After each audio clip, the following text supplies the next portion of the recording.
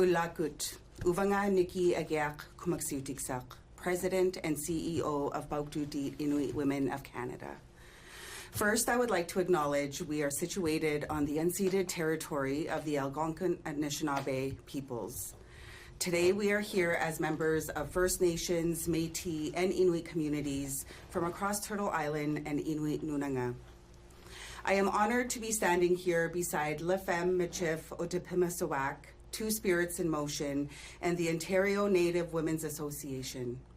We are also joined today by Shayla Roxburgh, Manager of Violence and Abuse Prevention and Justice Policy at MMIWG2S Inuit Women of Canada. Today is Red Dress Day, a day of awareness for peoples across the country to acknowledge the violence, injustice, and ongoing genocide perpetrated against First Nations, Métis, Inuit women, girls, Two-Spirit, and gender-diverse peoples. We are here to announce our partnership and the creation of a data project collecting the experiences of MMIWG2S+. This project aims to raise public awareness about the severity of the crisis and advance advocacy efforts to pressure the Government of Canada to immediately implement all 231 calls for justice. Prioritizing privacy and data sovereignty, we are joined in this work by trusted data and research partners, CDCI and Wampum Records, who previously worked together to build the online data repository for the National Centre for the Truth and Reconciliation. In 2019, the National Inquiry into Missing and Murdered Indigenous Women and Girls laid out 231 calls for justice, a comprehensive, clear, and necessary roadmap to end this crisis. Nearly 6 years later, the Government of Canada has only implemented 2 of the 231 calls for justice. The rates of violence, disappearance, and murders remain unchanged. Canada adopted the United Nations Declaration of the Rights of Indigenous Peoples and made it law with the UNDRIP Act in 2021. It committed to ending violence and discrimination, yet those commitments have not yet been honored. Ending this genocide requires more than empty promises. We must work to put an end to the violent systems that continue to shape that crisis. First Nations, Métis, and Inuit women, girls, Two-Spirit, and gender-diverse peoples have faced discrimination, domination, control, and marginalization for far too long.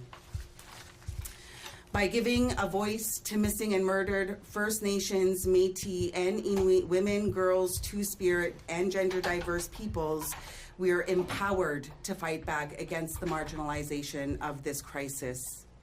Together, we will continue to hold the Government of Canada accountable until it commits to ending this genocide. I would like to end by saying this. As we continue our work and engage with First Nations, Métis, and Inuit communities, we are also looking for more partners to join us. For more information about this project and getting involved, please visit MMIWG2S/MMIWG2S/database.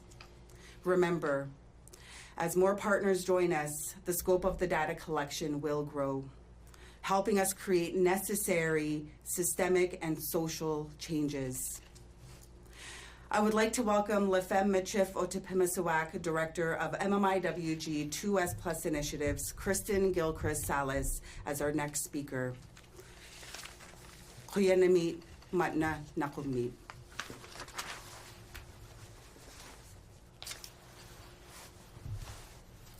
Tanse, I'm honored to be here today as a partner in this important project. This data collection project is incredibly vital. Les Femmes MMIWG2S joins this partnership in solidarity with those affected by this crisis across Turtle Island and Inuit Nunanga. We are here for Métis women, girls, Two-Spirit, and gender-diverse people who continue to face ongoing genocide. And as partners, we're deeply committed to providing research data to support this project. Police forces, child welfare systems, and social services and community organizations lack an understanding of their role in systemic violence, resulting in unreliable and inaccurate missing and murdered Indigenous women, girls, Two-Spirit, and gender diverse peoples plus data. At this stage in our collaboration, we are all focusing on gathering data from scattered sources to create a modern, comprehensive picture of this crisis. By taking a trauma-informed approach, we're putting safety, privacy, and dignity at the forefront of our partnership. We want to make it very clear the identity and privacy of those who are affected will be protected as we carry out this research. Our goal is to drive data-informed social and policy change and address systemic factors impacting First Nation, Métis, Inuit women, girls, Two-Spirit, and gender diverse peoples. I'd like to take this opportunity to encourage people across Canada to attend Red Dress Day vigils and events in your communities, including joining the Ottawa Aboriginal Coalition at Ottawa City Hall today and the Kokums of Sisters in Spirit Vigil on Parliament Hill. Red Dress Day is a day to remember stolen grandmothers, mothers, sisters, relatives, and friends. Missing and murdered First Nation, Métis, and Inuit women, girls, Two-Spirit, and gender diverse people have hopes, dreams, and lives, and we will not forget them. Learn more and demand more. It's time to end this genocide. I would like to welcome Two-Spirits in Motion Society National Research Coordinator, Imriel Bisnet, as our next speaker. Marcy.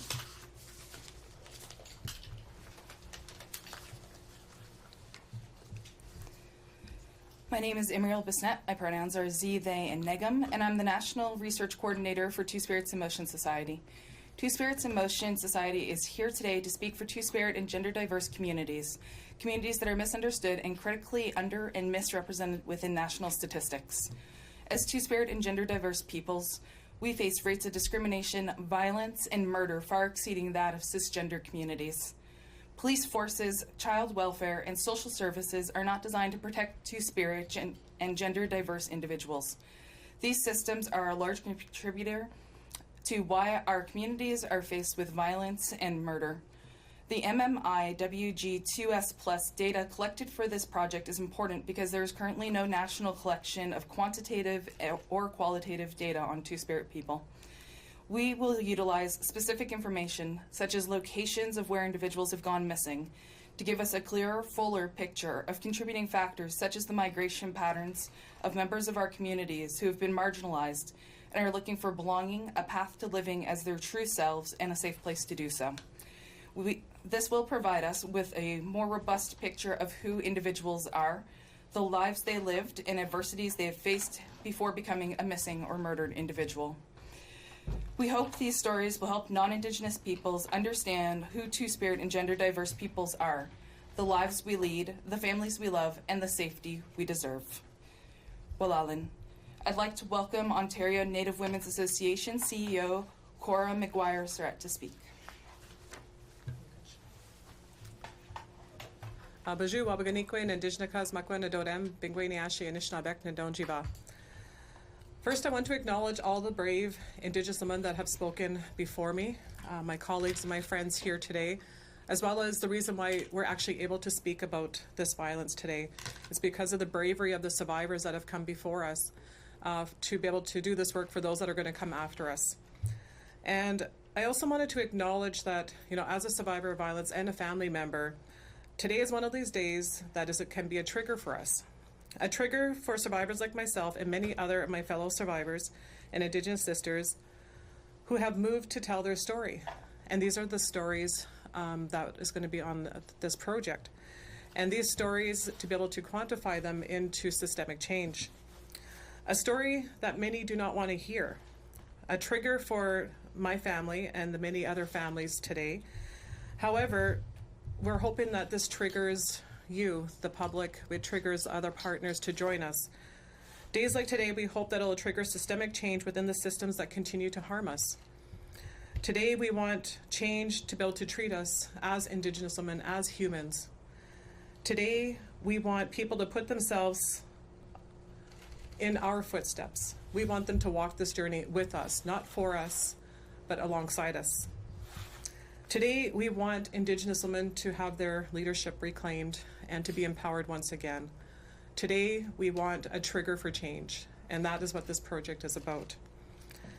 And so with that, I am pleased and honored on behalf of the Ontario Native Women's Association to join these amazing leaders who are bravely walking this path, who are trailblazing for the generations that are going to come after us. And this is what we want and demand is action, and all of the action that's happening all across Canada today. So for that, I want to say Chimigwich to each and every one of you for joining us here today, and we will now take questions.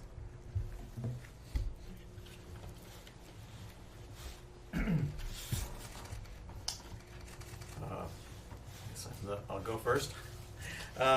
Fraser from 810 National News. Could you, you sort of outlined it a bit during the press conference, but can you just give me an idea of sort of the specific types of data you're going to be collecting, and then how much money will it cost to do this? Thanks for your question.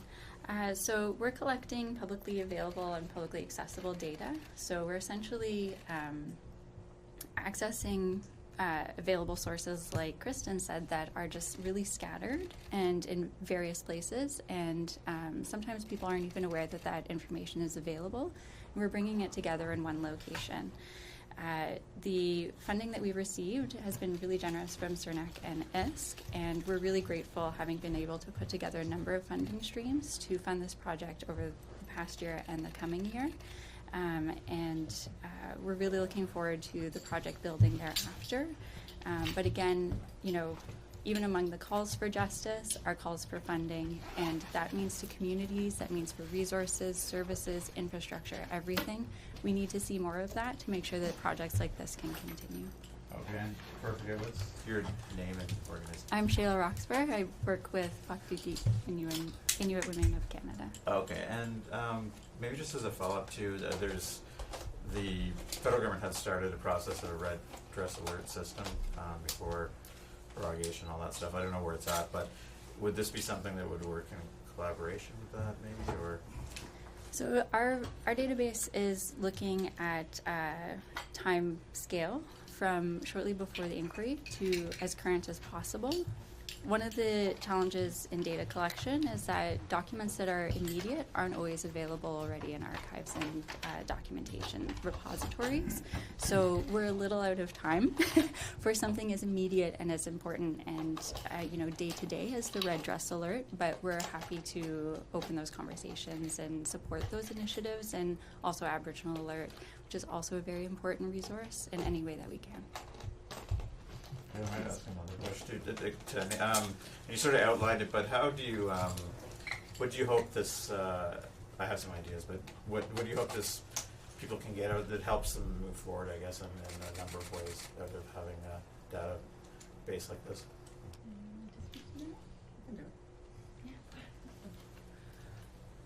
I think that when you're looking at data tells a policy story and for policy change. And so we know, like, the systems that we're all talking about, I believe some of my colleagues here mentioned it today, for instance, child welfare. You're looking at police and justice systems, and to be able to unpack the data, to be able to see where change needs to happen. And so that's really what a lot of the database is looking at, is for that systemic change, because Indigenous women are not safe when they're accessing services and systems. When you're looking at the healthcare system, the justice system, the policing system, sometimes people like to think that it's one bad person who did one bad thing, when it's not. When you look at it, it was a systemic failure. And so everybody has a responsibility to correct that systemic issue. And so the data story is going to really showcase where there is policies that are actually implemented that are discriminating and perpetuating the violence that Indigenous women continue to face.